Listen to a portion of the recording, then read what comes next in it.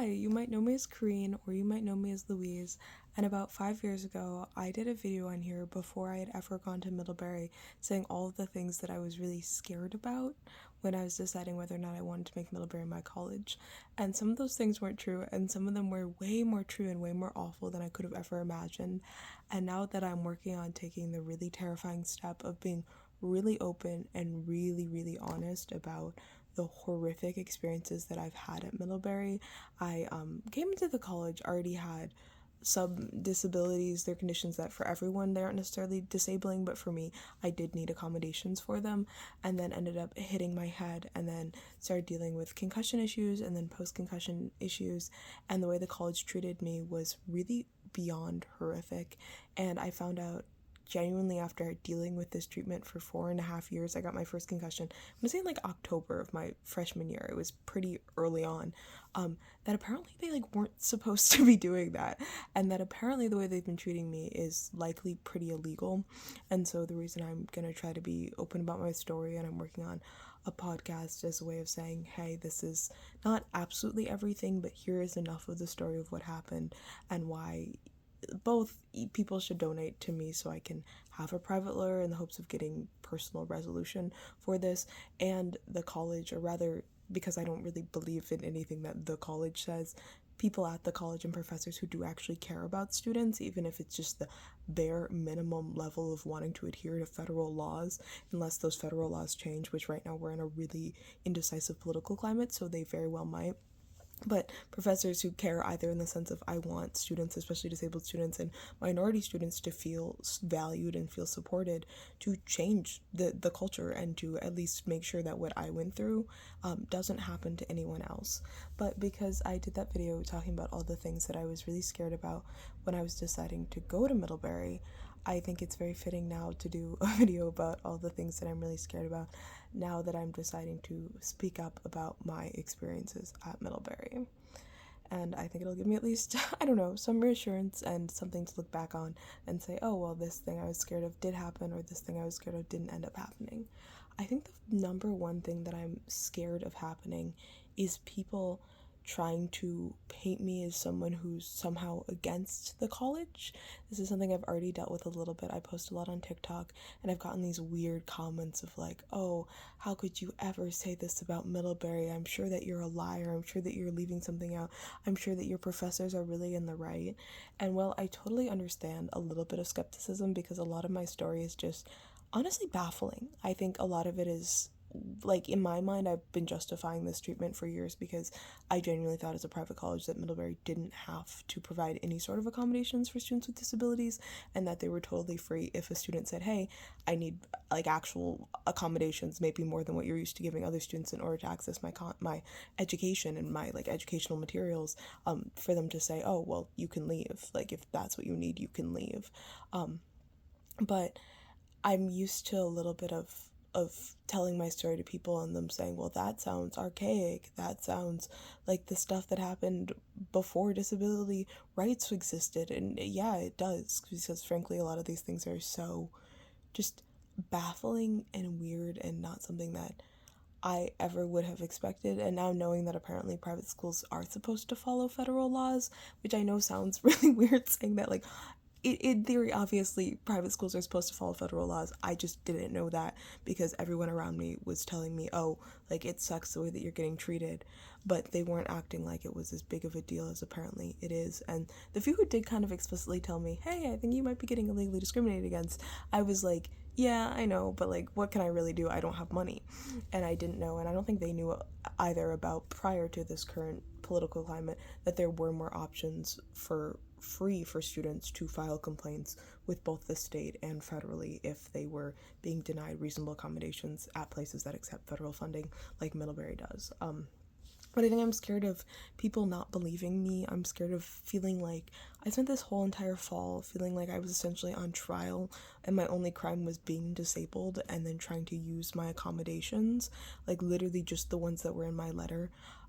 And I'm really scared of having that feeling continue and feeling like I have to release so much private healthcare information or so much information, and especially to people who just a lot of people I've already dealt with, a lot of people, these for the most part are not. Most of the people who I go to school with have been really supportive, including a lot of people who I honestly would never have expected to be supportive in the way that they have, and that has honestly meant the absolute world to me, because this is really scary. Talking about things is really scary, and especially talking about things that in the past, whenever you've spoken up about them, people have been pretty quickly to like do something negative against you, which I now know is apparently this concept called retaliation that I only knew about in the concept of like when we learned about whistleblowers. I didn't realize that there were protections for retaliation if instead of being like a whistleblower at some government company, you're just a student saying, hey, I think my rights are being violated, that people aren't supposed to be negatively doing things to you.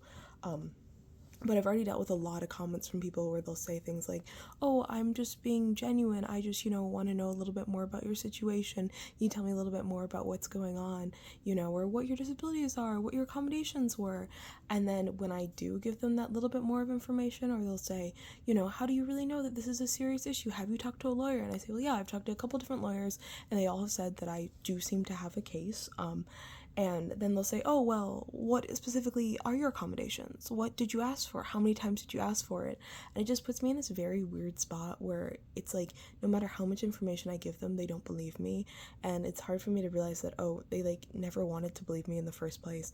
And even if my word is like, some of these people I've like step by step been like, so this is how disability law works. This is why when I said this and then this professor said this, that's a problem, and stepped it through for them in a way that I never should have had to in the first place. Even when I do that, they still say, oh, well, I don't believe you.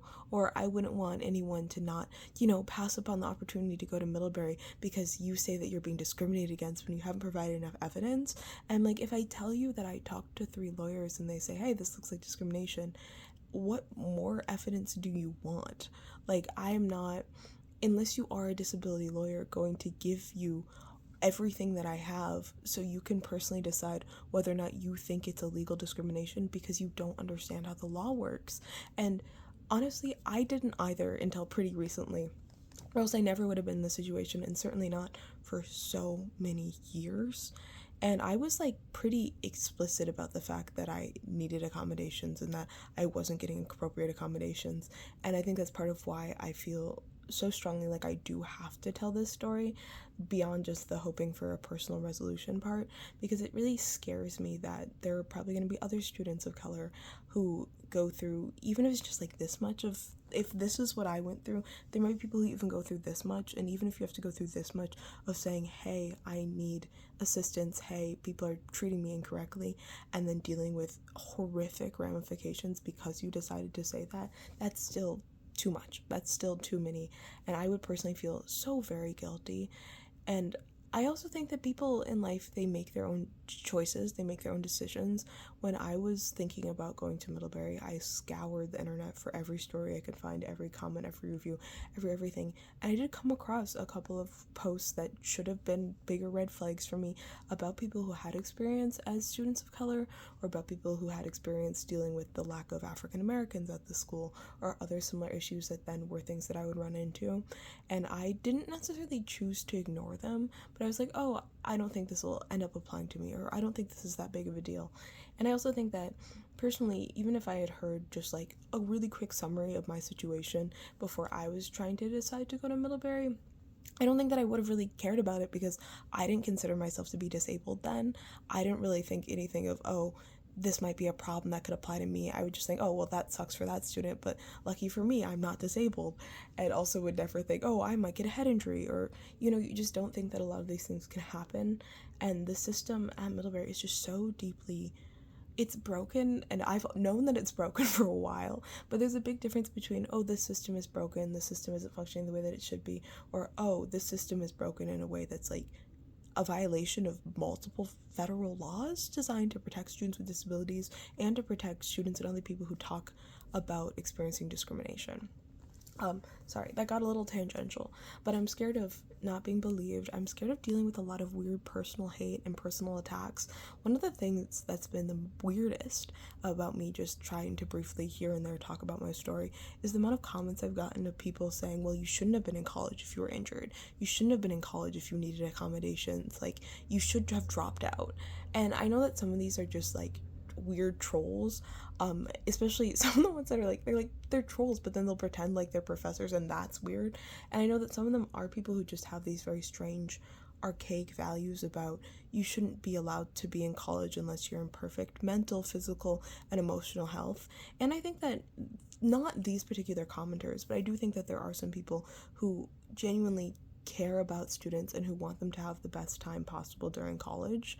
And so they might say, oh, well, take time away until you can truly have the best Middlebury experience, not realizing that one, everyone does not simply have like a safe home to go back to, or an easy like, oh, I'll just stay at my aunt's apartment in New York for a year, a situation like that, which is not to make fun of people who are lucky enough to have that situation, but just to say that that's not me, probably will never be me. And that some people just aren't going to have a perfect Middlebury experience, and that also it's not your place if someone is dealing with an injury or dealing with a disability to tell them that they're not allowed to be in college, especially when the federal law says, actually, if a doctor clears this person to be in college, they're allowed to be here. And actually, even if a doctor doesn't clear them to be in college, they're still allowed to be here. Like, and you still have to provide them accommodations. And I think that's one of the biggest things that I didn't know, and part of why I'm speaking out about these things is that you can't deny a student accommodations and then say, look, without accommodations you just can't, you aren't good enough to be here, get out, there's the door. And so I just don't want other people going through what I went through.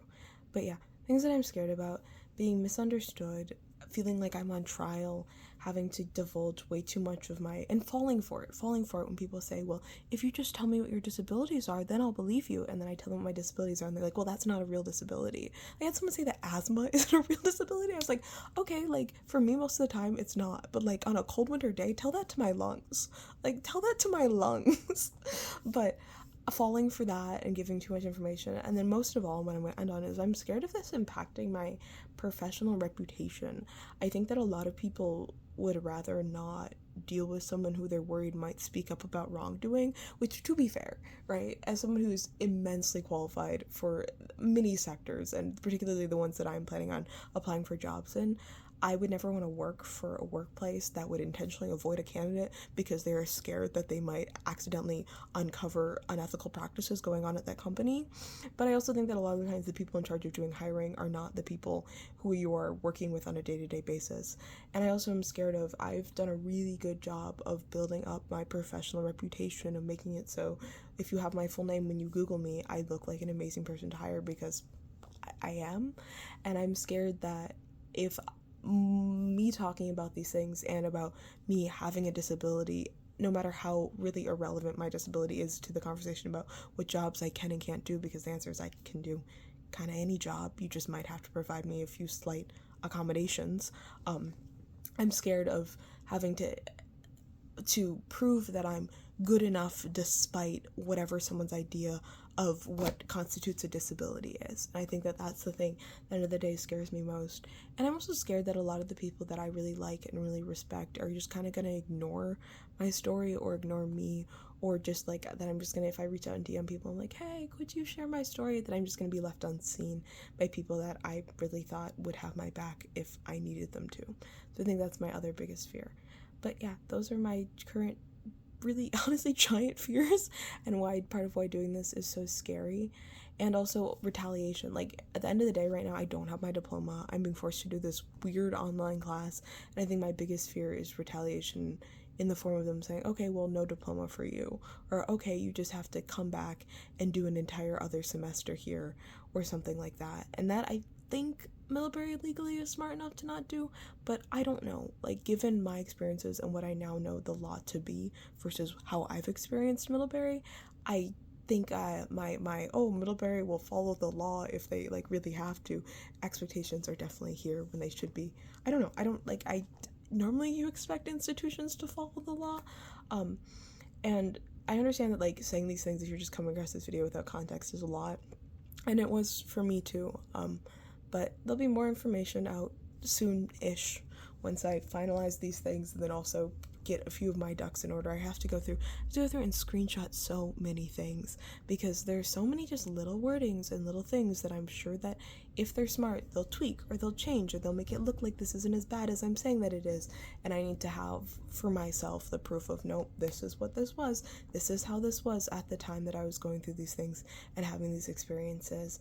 And all in all, this situation, it just sucks. It's awful.